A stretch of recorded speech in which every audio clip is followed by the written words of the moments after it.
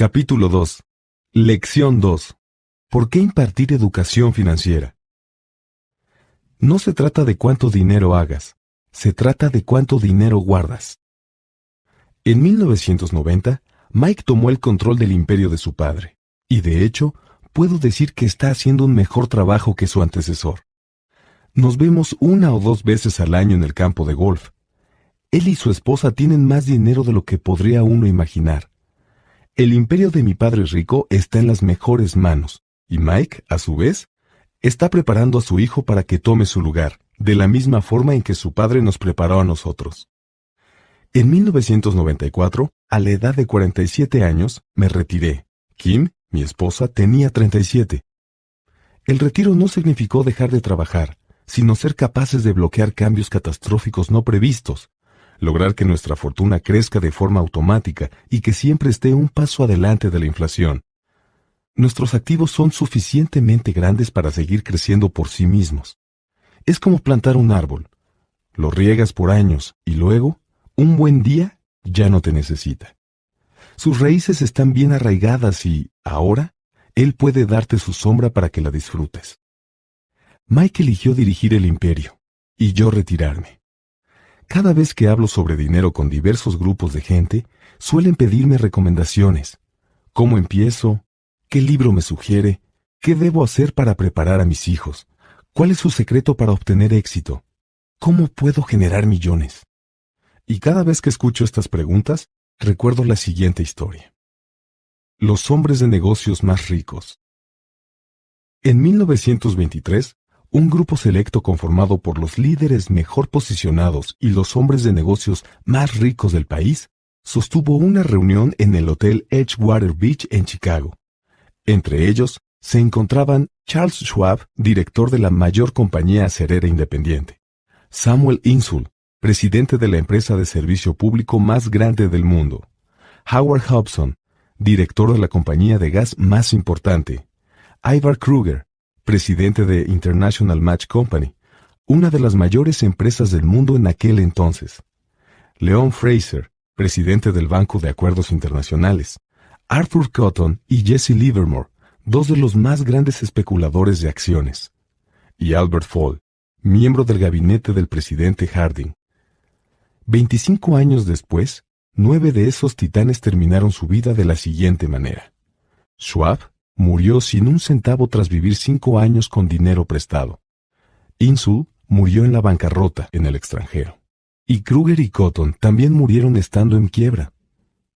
Hobson se volvió loco. Whitney y Albert Fall fueron liberados de prisión, y Fraser y Livermore se suicidaron. Dudo mucho que alguien pueda explicar qué les sucedió a estos hombres en realidad. Si observas la fecha, 1923, notarás que esto pasó antes del colapso de la Bolsa de Valores de 1929 y de la Gran Depresión, hechos que, sospecho, tuvieron gran impacto en estos hombres y sus vidas. El punto es que actualmente vivimos cambios mucho más notables y rápidos que los que experimentaron ellos. En mi opinión, en los años subsecuentes habrá muchos colapsos y estallidos que imitarán las subidas y bajadas que estos hombres enfrentaron. Por lo pronto, me preocupa que haya tanta gente enfocada en el dinero en lugar de en su educación. Si la gente está preparada para ser flexible, para mantener la mente abierta y para aprender, les será más fácil volverse cada vez más rica a pesar de la rudeza de los cambios. Pero si cree que el dinero resolverá los problemas, se enfrentará a muchas dificultades. La inteligencia resuelve los problemas y produce dinero, pero el dinero, sin inteligencia financiera, es dinero que desaparece pronto.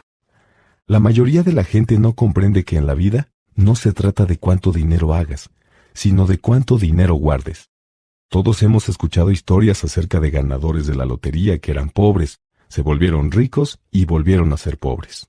Ganan millones, pero en muy poco tiempo vuelven a estar en donde comenzaron.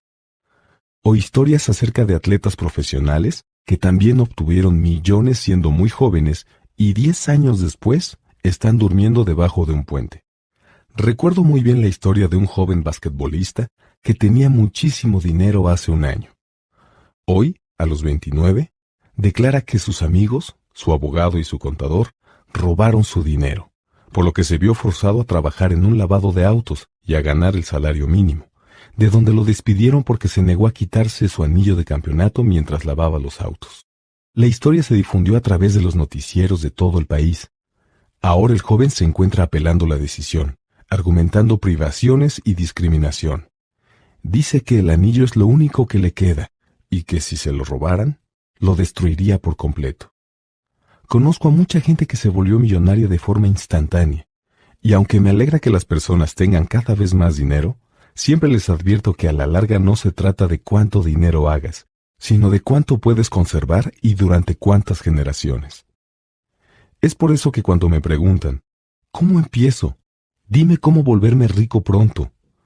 Muchos terminan decepcionados, pues les respondo lo que Padre Rico me dijo cuando era niño.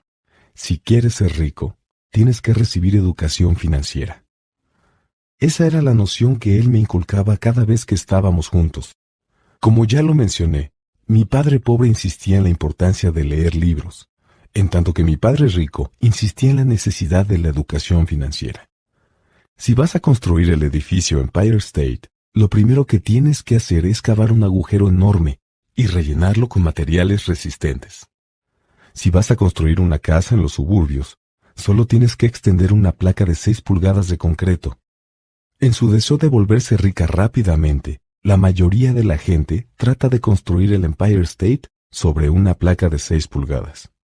Nuestro sistema escolar, creado en la era de la agricultura, continúa creyendo en casas sin cimientos. Los pisos sucios siguen de moda. Por eso los chicos se gradúan de la escuela prácticamente sin cimientos financieros. Un día, en el insomnio que los ataca en lo más interno de los suburbios, mientras viven el sueño americano, deciden que la respuesta a sus problemas financieros es encontrar la manera de hacerse ricos. Entonces comienzan la construcción de un rascacielos.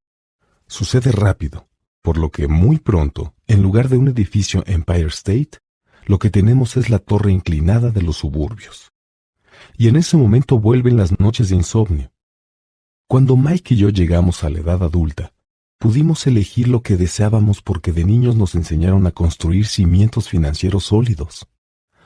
Es posible que la contabilidad sea la materia más confusa y aburrida del mundo, pero si quieres ser rico a largo plazo, tal vez también sea la más importante. La pregunta de Padre Rico era cómo enseñarles a 2 niños una materia aburrida y confusa. La respuesta fue hacerla sencilla y enseñarla haciendo uso de imágenes. Mi Padre Rico vertió una capa de sólidos cimientos financieros para Mike y para mí, y como éramos niños, diseñó una manera sencilla de enseñarnos. Durante muchos años se dedicó a hacernos dibujos y utilizó pocas palabras. Mike y yo entendimos las imágenes, la jerga de las finanzas y el movimiento del dinero. Más adelante, Padre Rico añadió los números. Actualmente, Mike puede realizar análisis contables mucho más complejos y sofisticados porque tiene que dirigir su imperio. Mi imperio es más pequeño y por eso no soy tan sofisticado. Sin embargo, ambos procedemos de los mismos cimientos. En los siguientes minutos te explicaré de una forma sencilla los dibujos que diseñó el papá de Mike para nosotros. Aunque muy simples, estos sirvieron para guiar a 2 niños en la construcción de grandes cantidades de riqueza a partir de cimientos sólidos y profundos. Regla 1.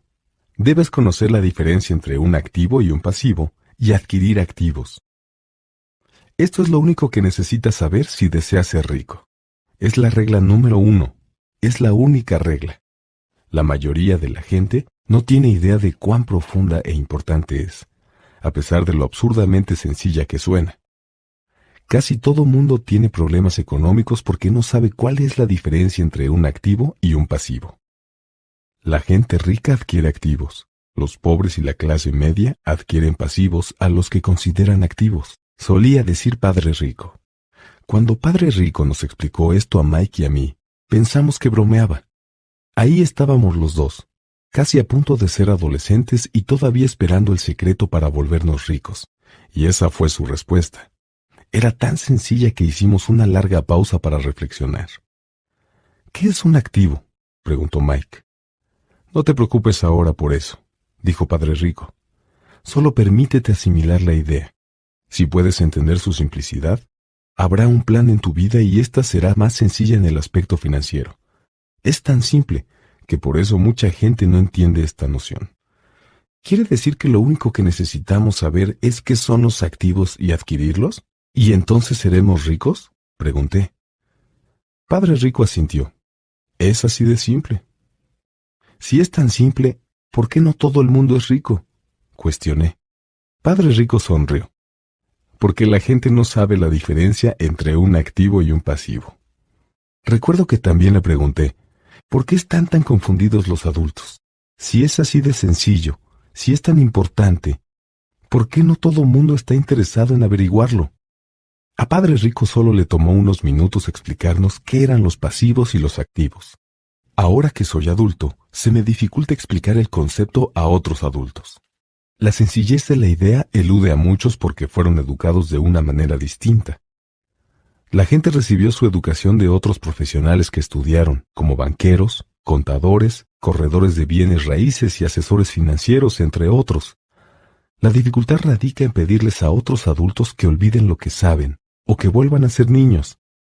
A menudo, un adulto inteligente siente que es vergonzoso prestar atención en definiciones tan sencillas. Padre Rico creía en el principio de mantener las cosas simples. Usaba las siglas KISS, beso en inglés, y significaba Keep it simple, stupid o Keep it super simple. Mantén las cosas simples, estúpido. Y por eso procuró que los conceptos fueran fáciles de entender para nosotros. Eso fue lo que hizo que nuestros cimientos financieros fueran tan sólidos. Pero entonces, ¿qué provoca la confusión? ¿Cómo puede la gente tergiversar algo tan transparente? ¿Por qué alguien compraría un activo que en realidad es un pasivo? La respuesta está en la educación básica. Y es que siempre nos enfocamos en la palabra educación y no en el término educación financiera. Lo que define si algo es un activo o un pasivo no son las palabras. De hecho, si en verdad deseas confundirte, busca las palabras activo y pasivo en el diccionario. Sé que la definición podrá sonar adecuada a un contador, pero para la persona promedio no tiene lógica. El problema es que nosotros, los adultos, somos demasiado arrogantes para admitir que algo no tiene sentido. Siendo niños, Padre Rico nos dijo, lo que define a un activo no son las palabras sino las cifras. Y si ustedes no pueden leer cifras, entonces tampoco podrán distinguir un activo de un agujero en el suelo. En la contabilidad, decía Padre Rico, lo importante no son los números, sino lo que estos te dicen. Es como con las palabras. Las palabras por sí solas no son relevantes. Lo que importa es la historia que te cuentan. Si quieres ser rico, tienes que saber leer y entender los números. Esto fue algo que Padre Rico nos repitió 1000 veces. También insistió mucho en que los ricos adquieren activos y los pobres y la clase media adquieren pasivos. Ahora explicaré la diferencia entre pasivo y activo. La mayoría de los contadores y profesionales de finanzas discrepan de estas definiciones. Sin embargo, debo insistir en que estos sencillos dibujos fueron el principio de los sólidos cimientos financieros que recibimos Mike y yo. Ahora te explicaré la diferencia entre activo y pasivo. Un estado financiero también se le denomina estado de pérdidas y ganancias. En él se miden el ingreso y el gasto, el dinero que entra y que sale. Por otro lado, existe un balance general. Se le llama así porque compara los activos con los pasivos. Muchas personas, inexpertas en finanzas, no conocen la relación que existe entre el estado financiero y el balance general, pero es fundamental entenderla. Tal como dije, cuando éramos niños, Padre Rico solo nos explicó que los activos ponen dinero en tu bolsillo. Concreto, sencillo y práctico. En pocas palabras, un activo es algo que pone dinero en tu bolsillo. Un pasivo es algo que saca dinero de él. Básicamente, esto es todo lo que necesitas saber. Si quieres ser rico, necesitas pasarte la vida comprando activos. Si quieres ser pobre o pertenecer a la clase media, pásate la vida comprando pasivos. Los problemas económicos surgen debido a que la gente no cuenta con educación, ni en lo que se refiere al lenguaje, ni a los números. Si una persona tiene problemas financieros, es porque hay algo que no entiende, ya sea en palabras o en números. Es por eso que si deseas ser rico y conservar tu fortuna, es importante que recibas educación financiera en el aspecto del lenguaje y en el de los números. Otro término que debes conocer es flujo de efectivo. Pero, ¿qué es? Es la forma en que el efectivo se mueve entre el estado financiero y el balance general. Los números por sí mismos no significan mucho, son como las palabras fuera de contexto. Lo que cuenta es la historia.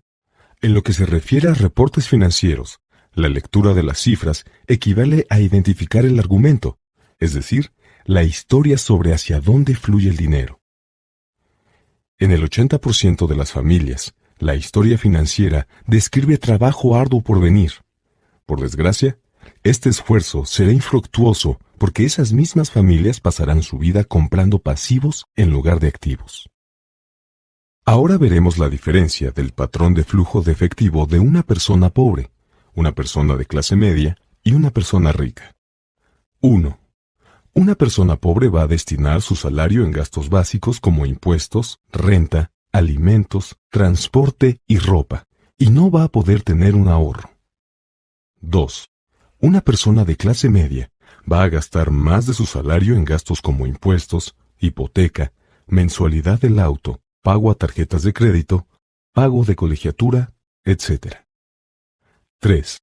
Una persona rica va a hacer todo lo contrario, ya que no depende solo de un salario, sino de otro tipo de ingresos como inversiones, bonos, acciones, bienes raíces, etc., pero que tiene de igual manera gastos como hipoteca, préstamos personales, tarjetas de crédito, certificados, propiedades intelectuales, etc.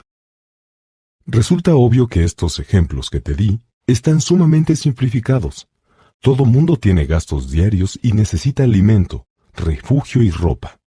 El flujo de efectivo es lo que cuenta la historia acerca de cómo las personas manejan su dinero. Empecé hablando sobre los hombres más adinerados de los Estados Unidos, porque quería ilustrar la gran falla que implica creer que el dinero puede resolver cualquier problema.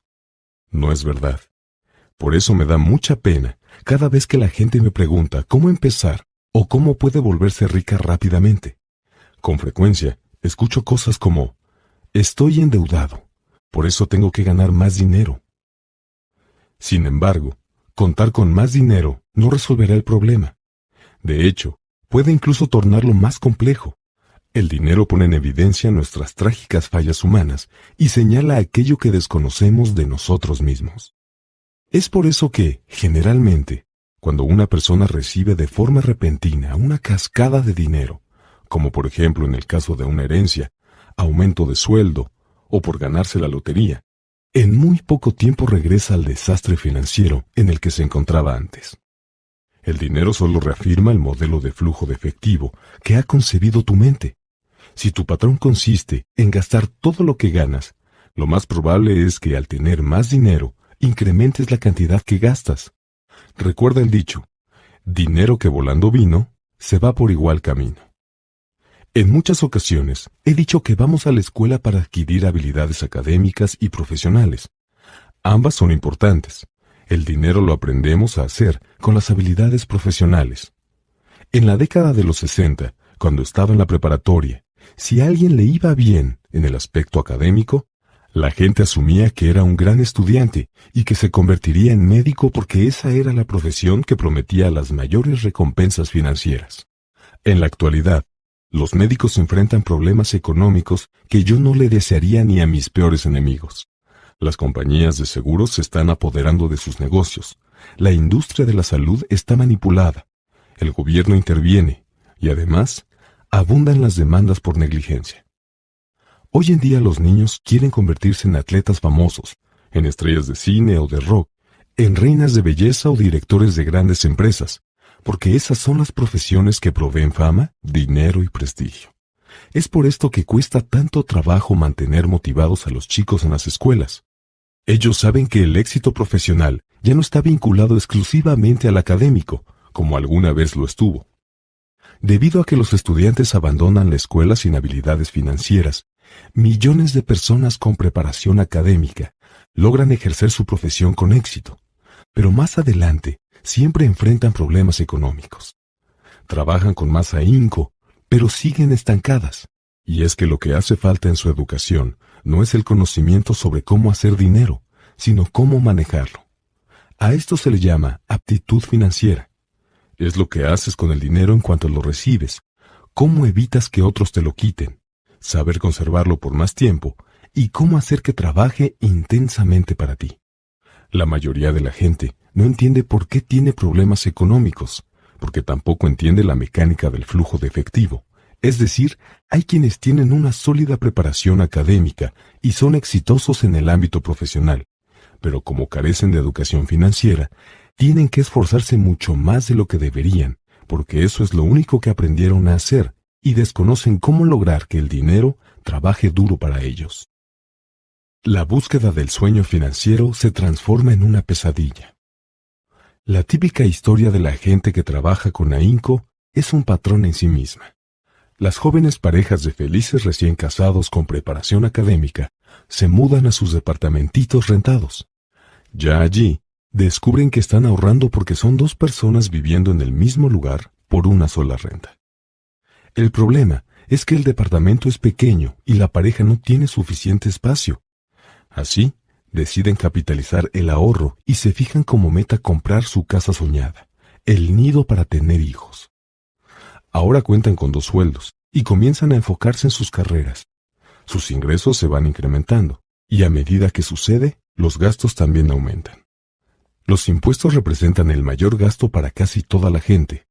Muchos creen que el impuesto que más los despoja es el impuesto por ingresos. Sin embargo, entre los estadounidenses es el de seguridad social. Como empleado, todo parece indicar que la tasa del impuesto de seguridad social, combinada con el de Medicare, es de apenas 7.5%, pero en realidad es el 15%, porque el empleador tiene que darle a seguridad social una cantidad igual a la que pagan los empleados. Básicamente se trata de dinero que tu empleador no te puede entregar a ti. Para colmo, tú tienes que pagar impuestos por ingresos sobre la cantidad que se deduce de tu sueldo por el impuesto de seguridad social. Este es un ingreso que nunca recibiste, porque el empleador lo retuvo y lo entregó directamente a esta institución. Volviendo a la joven pareja, ahora veremos que como sus ingresos se incrementan, deciden comprar la casa que han soñado. Cuando están en ella, tienen que pagar un nuevo impuesto, el impuesto sobre la propiedad. Luego la pareja compra un auto nuevo, muebles y enseres que vayan de acuerdo con su nueva casa. De repente la pareja despierta y descubre que su columna de pasivos está repleta de deudas por hipoteca y tarjetas de crédito. Los pasivos se incrementaron. Ahora los recién casados están atrapados en la carrera de la rata. En poco tiempo llega un bebé y tienen que trabajar más. El proceso se repite. Ingresos mayores generan impuestos mayores. A este fenómeno se le conoce en inglés como bracket creep y significa que el ingreso está sujeto a más impuestos, pero no necesariamente implica mayor poder adquisitivo. Luego llega una tarjeta de crédito por correo. La pareja la usa. La pone hasta el tope.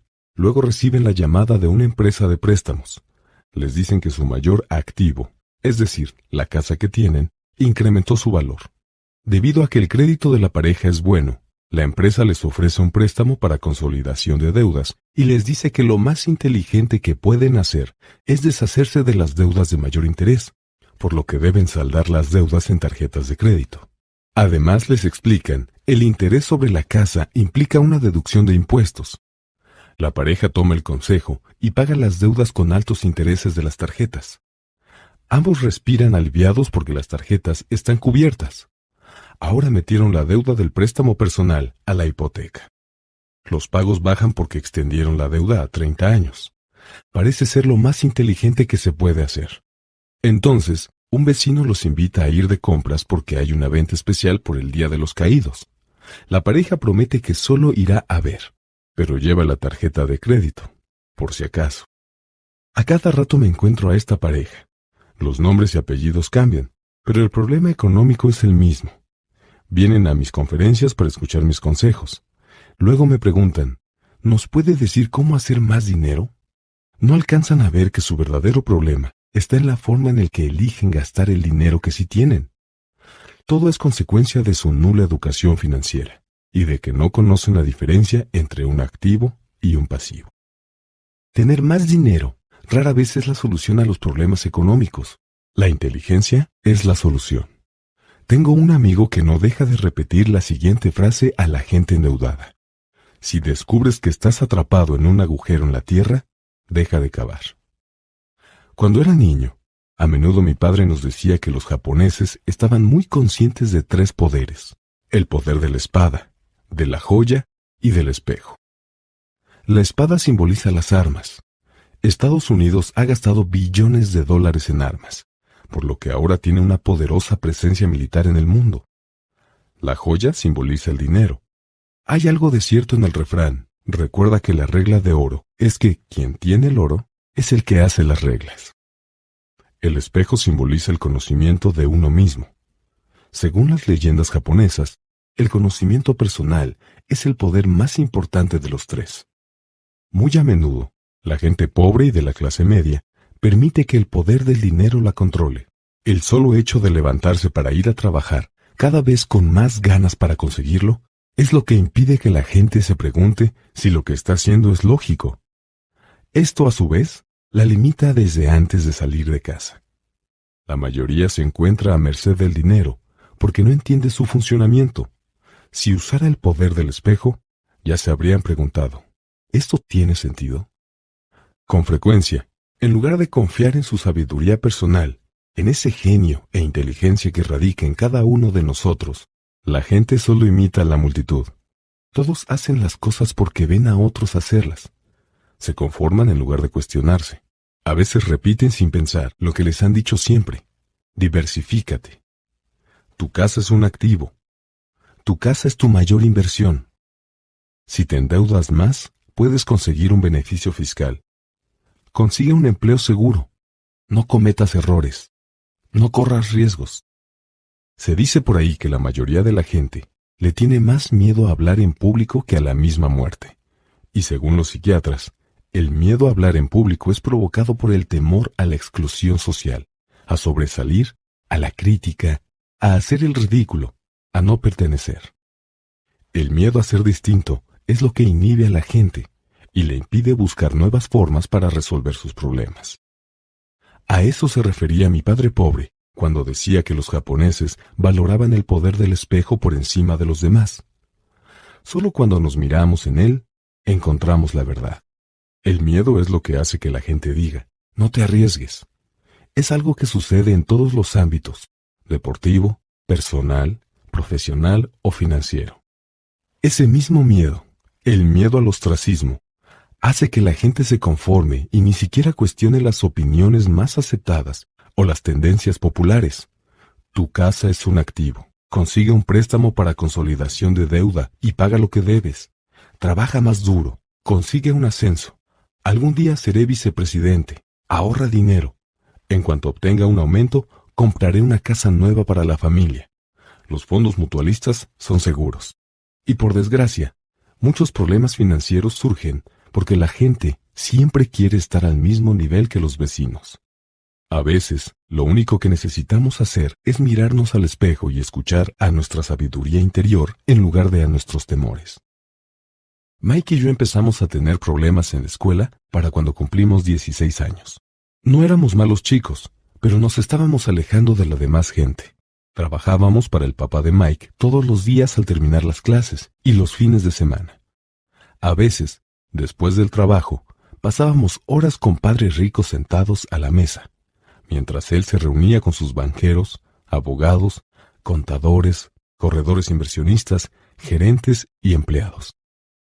Teníamos frente a nosotros a un hombre que abandonó la escuela a los 13 años, pero ahora dirigía, daba instrucciones y órdenes, y les hacía preguntas a personas con mucha mayor preparación escolar que él. Estas personas atendían todas sus peticiones y se preocupaban si él no aprobaba sus acciones. Era un hombre que no siguió a las multitudes, que llegó a sus propias conclusiones y que detestaba la frase «tenemos que hacerlo de esta manera porque así lo hace todo el mundo». Lo mismo le sucedía con «no podemos». De hecho, si querías que hiciera algo, solo tenías que desafiarlo diciéndole No creo que puedas.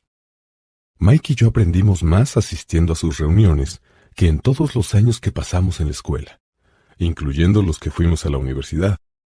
El padre de Mike no era una persona con preparación académica, pero tenía educación financiera y por lo mismo también tenía éxito.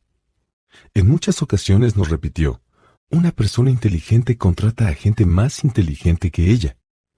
Gracias a esta filosofía, Mike y yo tuvimos la oportunidad de pasar horas escuchando a gente brillante y aprendiendo de ella. También, debido a lo mismo, no pudimos obedecer el dogma tradicional que predicaban nuestros maestros, y eso nos ocasionó problemas. Cada vez que el maestro decía, si no sacan buenas calificaciones, no les va a ir bien en el mundo real, Mike y yo arqueábamos las cejas. Cuando nos decían que debíamos obedecer procedimientos y no despegarnos de las reglas, nos dábamos cuenta de que en la escuela no alentaban la creatividad. Fue entonces que empezamos a entender por qué Padre Rico nos decía que las escuelas estaban diseñadas para producir buenos empleados en lugar de buenos empleadores. A veces, Mike o yo les preguntábamos a nuestros maestros de qué manera íbamos a poder aplicar en el mundo real lo que estábamos estudiando ahí, o por qué nunca hablábamos sobre el dinero y la forma en que funcionaba. A esta segunda pregunta, casi siempre nos contestaban que el dinero no era importante, que si ejercíamos nuestra profesión con excelencia, éste llegaría por sí solo. Obviamente, entre más aprendíamos acerca del poder del dinero, más nos alejábamos de nuestros maestros y compañeros. Mi padre pobre nunca me presionó respecto a las calificaciones. No obstante, discutimos mucho acerca del dinero. Creo que para cuando cumplí 16 tenía bases más sólidas en lo que se refiere al dinero que él o mi madre. A esa edad ya podía llevar libros contables y entender de qué hablaban los contadores fiscales, abogados corporativos, banqueros, corredores de bienes raíces e inversionistas, entre otros. Mi padre pobre, por otra parte, solo hablaba con otros maestros. Un día me dijo que nuestra casa era su mayor inversión, pero cuando le expliqué por qué pensaba que no era así, tuvimos una discusión bastante desagradable. Su percepción era que para él, su bien inmueble era un activo, mientras que para mi padre rico era un pasivo. Recuerdo el día que le expliqué a mi padre pobre cómo era el flujo de efectivo. También le enseñé los gastos secundarios que implicaban ser dueño de una casa como pago de la hipoteca, impuestos sobre la propiedad, seguro, mantenimiento, servicios, etc.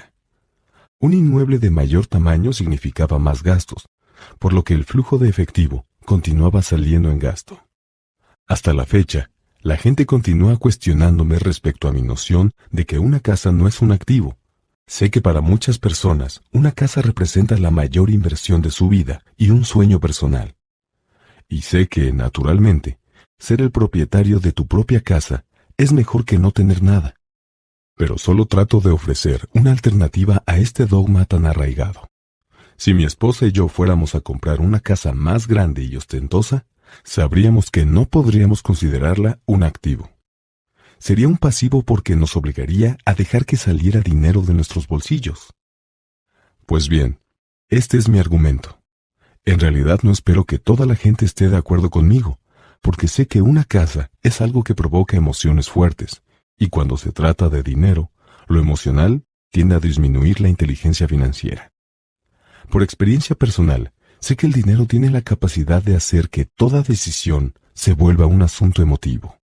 En lo que se refiere a casas, la mayoría de la gente trabaja para pagar un bien inmueble que nunca llega a pertenecerle. Dicho de otra forma, casi todo mundo compra una casa nueva cada cierto tiempo, y en cada ocasión incurre en un nuevo esquema de pago a 30 años para cubrir el anterior. A pesar de que la gente recibe beneficios fiscales sobre los intereses por los pagos hipotecarios, también cubre todos sus otros gastos con dinero neto después de impuestos, incluido cuando ya terminó de pagar la hipoteca. Los padres de mi esposa se quedaron conmocionados cuando los impuestos sobre la propiedad de su casa se incrementaron hasta $1,000 al mes. Como eso fue después de que se retiraron, el aumento significó una gran carga en su presupuesto para el retiro. Al final, se tuvieron que mudar. El valor de las casas no siempre sube. Tengo amigos que deben $1,000,000 por una casa que actualmente se vendería por una cantidad muchísimo menor. Las mayores pérdidas son las que se producen por dejar pasar oportunidades. Si tienes todo tu dinero vinculado a tu casa, tal vez te verás forzado a trabajar más, porque tu capital continuará agrandando la columna de gastos, en lugar de añadirse a la de activos. Es decir, el clásico patrón de flujo de efectivos de la clase media. Si una pareja joven colocara más dinero en su columna de activos desde un principio, los años de vejez le serían menos difíciles. Para entonces, los activos habrían crecido y estarían disponibles para cubrir gastos. Con mucha frecuencia, la casa en que uno habita solo sirve como un vehículo para solicitar un préstamo hipotecario para pagar los gastos que se van acumulando. En resumen, tomar la decisión de poseer una casa demasiado costosa, en lugar de comenzar un portafolio de inversiones, tiene sobre el individuo un impacto que se manifiesta en por lo menos las 3 maneras siguientes. 1. Pérdida de tiempo. Tiempo en que otros activos pudieron aumentar de valor. 2.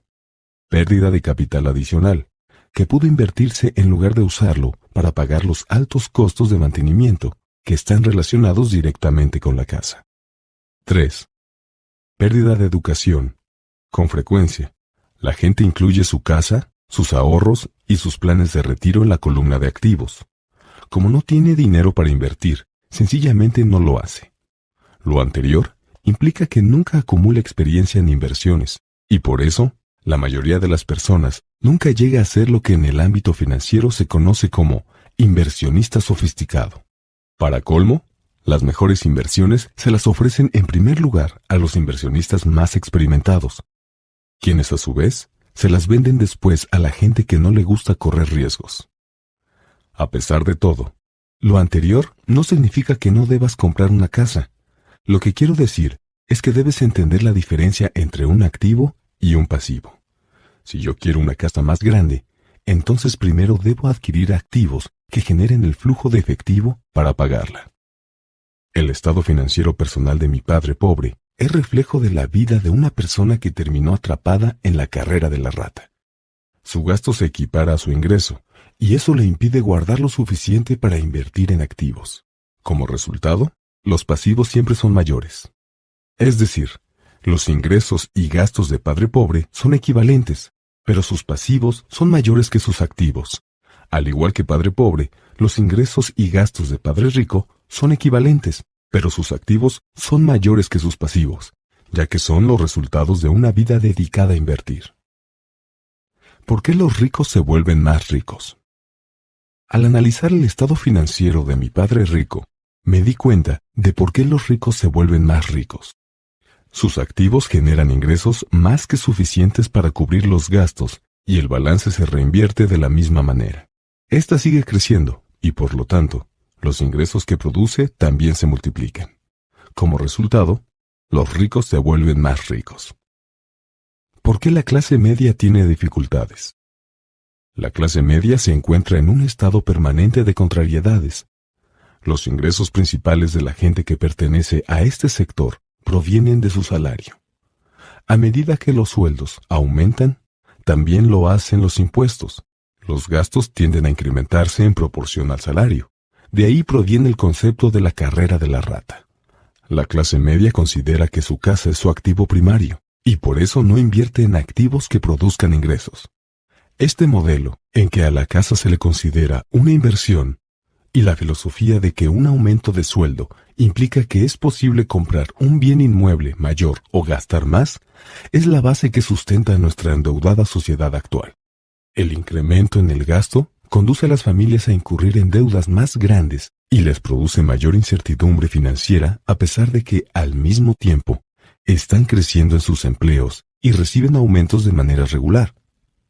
Es un estilo de vida de alto riesgo, producto de la educación financiera deficiente. La pérdida masiva de empleos en tiempos recientes es prueba de lo vulnerable que en realidad es la clase media en el aspecto económico. Los planes 401(k) están reemplazando a los planes de pensión de las empresas y obviamente Seguridad Social se encuentra en problemas y no se puede confiar en ella como una fuente de ingresos segura para el retiro. El pánico se extiende entre la clase media. Los fondos mutualistas son muy populares hoy en día porque se supone que representan seguridad y porque sus compradores regulares están demasiado ocupados trabajando para pagar sus impuestos e hipotecas, ahorrar para los estudios universitarios de sus hijos y para pagar las tarjetas de crédito. Los usuarios de este tipo de fondos no tienen tiempo para estudiar temas de inversión y por eso tienen que confiar en la experiencia del administrador de un fondo mutualista. Además, debido a que el fondo incluye varios tipos de inversión, los usuarios creen que su dinero estará más seguro porque se encontrará diversificado. Los usuarios, un sector de la clase media que cuenta con preparación académica, se apegan al dogma que pregonan los corredores de fondos y los asesores financieros. Juega a la segura, no corras riesgos. Pero en el fondo, la verdadera tragedia es que la falta de educación financiera genera los riesgos que enfrenta la gente promedio de la clase media. Estas personas tienen que jugar a la segura, porque su situación financiera siempre es, en el mejor de los casos, endeble. Sus balances generales carecen precisamente de balance. Se encuentran cargados de pasivos y no cuentan con activos legítimos que puedan producirles ingresos. Por lo general, la única fuente de ingresos de la clase media es su cheque de nómina, y por eso su estilo de vida depende por completo de su empleador. Para colmo, cuando se les presentan verdaderas oportunidades únicas en la vida, no pueden aprovecharlas. Trabajan demasiado, pagan demasiados impuestos y sus deudas nunca acaban. Como mencioné al principio de esta sección, la regla más importante es saber cuál es la diferencia entre un activo y un pasivo. En cuanto logres entenderla, concentra tus esfuerzos en adquirir activos que generen ingresos. Esa es la mejor manera de iniciar el camino hacia volverse rico. Si continúas haciéndolo, tu columna de ingresos crecerá. Mantén los pasivos y los gastos al mínimo para que tu dinero esté disponible y puedas seguir vertiendo activos en la columna correspondiente. En muy poco tiempo, la cantidad de activos que manejes será tan grande que estarás en posibilidad de contemplar inversiones de un grado de especulación mayor. Inversiones que podrían tener retornos del 100% al infinito. Inversiones de $5,000 que en poco tiempo se convertirán en 1,000,000 más. Esas inversiones a las que la clase media llama demasiado riesgosas. Recuerda que para la gente que cuenta con educación financiera, invertir no implica riesgos tan grandes. Pero si solo haces lo que los demás, seguramente obtendrás el siguiente panorama en tu estado financiero. Ingreso. Trabajo realizado para una empresa. Salario. Gasto. Trabajo realizado para el gobierno. Impuestos. Pasivos. Trabajo realizado para el banco. Hipoteca. Y los activos, en cero. Y si eres empleado y también tienes una casa, el esfuerzo que inviertes en trabajar se ve de la siguiente manera. 1. Trabajo para la empresa. Los empleados hacen que quien se enriquezca sea el dueño del negocio o los socios, pero nunca ellos mismos. Tu esfuerzo servirá para acrecentar el éxito y la cantidad de dinero que estará disponible para el retiro del dueño. 2. Trabajo para el gobierno. El gobierno toma su tajada de tu cheque de nómina, incluso antes de que le pongas las manos encima. Al trabajar con más ahínco, solo incrementas la cantidad de impuestos que el gobierno toma. En general, el trabajo que realiza la mayoría de la gente de enero a mayo es para cubrir lo que tiene que pagarle al gobierno. 3. Trabajo para el banco. El siguiente mayor gasto, después de pagar impuestos, es usualmente el que corresponde al pago de hipoteca y deuda en tarjetas de crédito. El problema de trabajar cada vez más es que cada uno de estos 3 niveles implican que cedas una porción más grande de tu esfuerzo. Tienes que aprender a hacer que el aumento en tu trabajo te beneficie a ti y a tu familia de manera directa. ¿Cómo deberás fijar tus metas cuando al fin decidas concentrarte en tu propio negocio? Es decir, enfocar tus esfuerzos para conseguir activos en lugar de un cheque más grande. La mayoría de la gente tiene que conservar su empleo y continuar dependiendo de su sueldo para poder enfrentar la adquisición de activos. Y a medida que crezcan los activos, ¿cómo se medirá el alcance del éxito obtenido? ¿Cómo puede saber una persona que ya es rica, que ya alcanzó la riqueza? Además de tener mis propias definiciones para los conceptos activos y pasivos, también tengo una noción específica de la riqueza.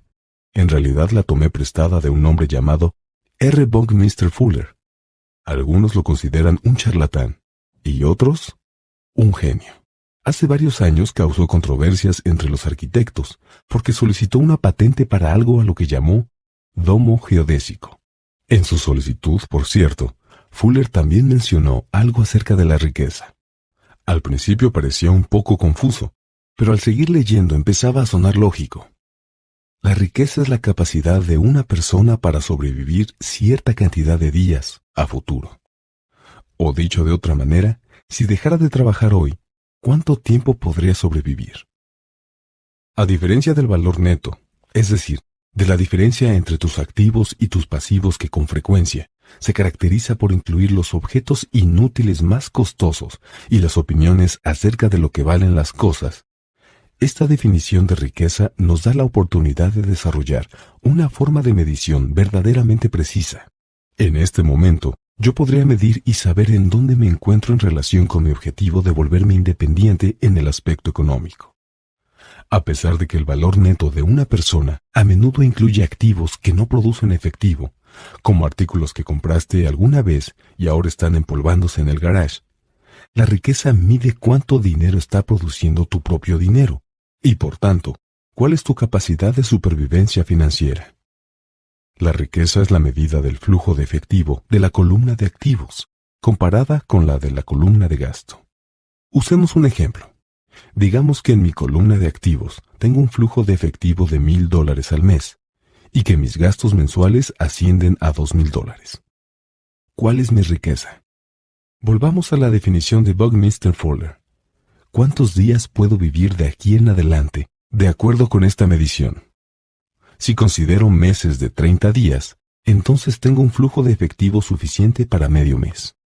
En cuanto logre tener un flujo de efectivo mensual de $2,000 proveniente de mis activos, entonces podré considerarme una persona con suficiente dinero.